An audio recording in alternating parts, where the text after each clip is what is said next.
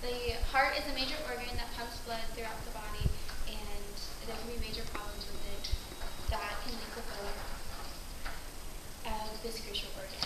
Cardiac tamponade is an increase in pressure of the heart sac around it. It can lead to impaired diastolic filling and limited blood flow to the body. There's a possibility of death with cardiac tamponade.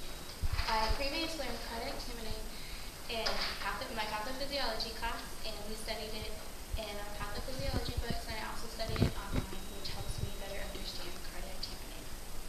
In the next few minutes, I will discuss what exactly cardiac tamponade is and the effects on the body, as well as signs and symptoms, causes, diagnosis, and the treatments. Cardiac tamponade is a serious condition of the precardial sac that can affect the heart. Cardiac tamponade is a progressive fluid buildup in precardial sac. According to the Atlas of Pathophysiology, this compression obstructs filling of the ventricles and reduces the amount of blood that can be pumped out of the heart. With each contraction and each time the ventricles contract, more fluid accumulates in the precardial sac. According to the Essentials of Pathophysiology, the heart cannot flow properly with blood.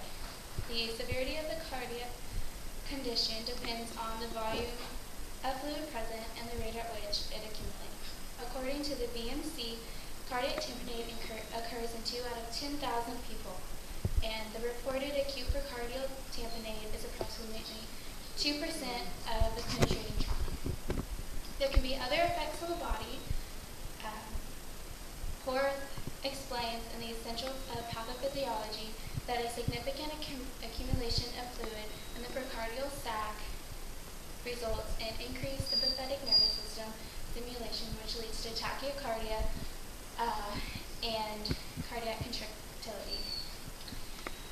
There can be a rapid onset of cardiac tamponade, which includes 50 to 100 milliliters of fluid buildup in the precardial sac.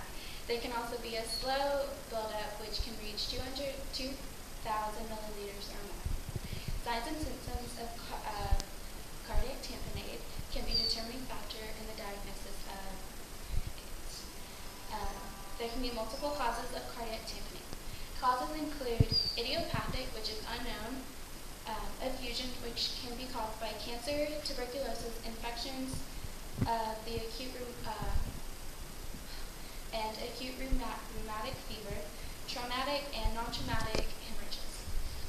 Other causes include chronic renal failure, drug reaction, heparin and warfarin-induced tamponade, connective tissue disorders, and post-cardiac surgery.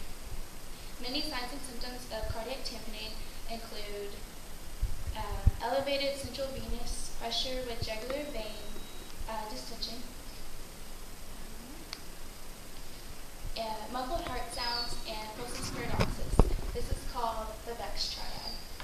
Other signs and symptoms include diaphoresis, cold clammy skin, anxiety, restlessness, syncope, cyanosis, which is like the bluing of the skin, weak rapid pulse, a cough, dysapnea, orthopnea, tachypnea, and there's also multiple ways to diagnose and treat cardiac tamponade.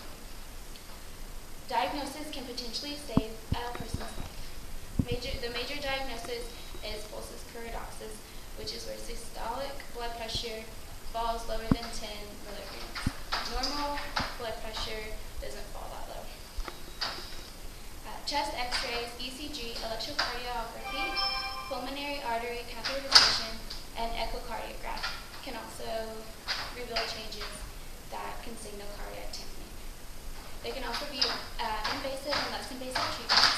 The more invasive treatments include pericardiotomy.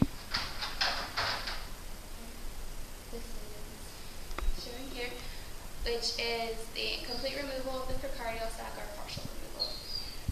There can also be pericardiocentesis, which is where they stick a needle into the sac either through the chest or they open you up and stick it through to remove the fluid. And then in post-traumatic injuries, you can do blood transfusions, thoracectomy, or they can open you up and things like.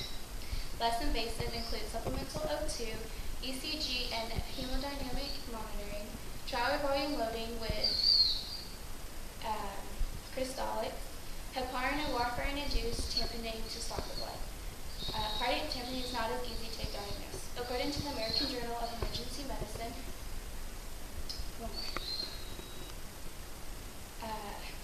there was a 77-year-old patient female admitted after presenting with general malaise, weakness, and unattended mental status. She was treated for pneumonia, but the CT scan showed precardial effusion.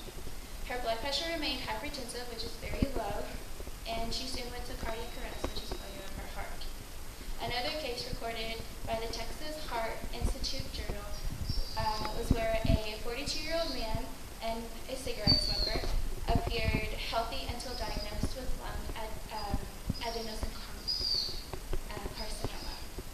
He went through chemotherapy and reported pain in the chest wall. He soon went into cardiac arrest, but he was soon resuscitated after that. And there was also fluid drained from his precardial by percardiocentesis, but the patient later died due to failure of his organs. Cardiac tamponade is a potentially fatal accumulation of the fluid in the precardial sac around the heart. There can be causes like effusion, symptoms like pulses, paradoxus, diagnosis like ECG, and treatments like percardiocentesis that can determine and fix cardiotamponade. If caught in time,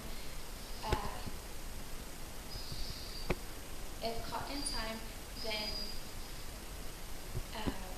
there can be a quicker diagnosis and treatment, and health professionals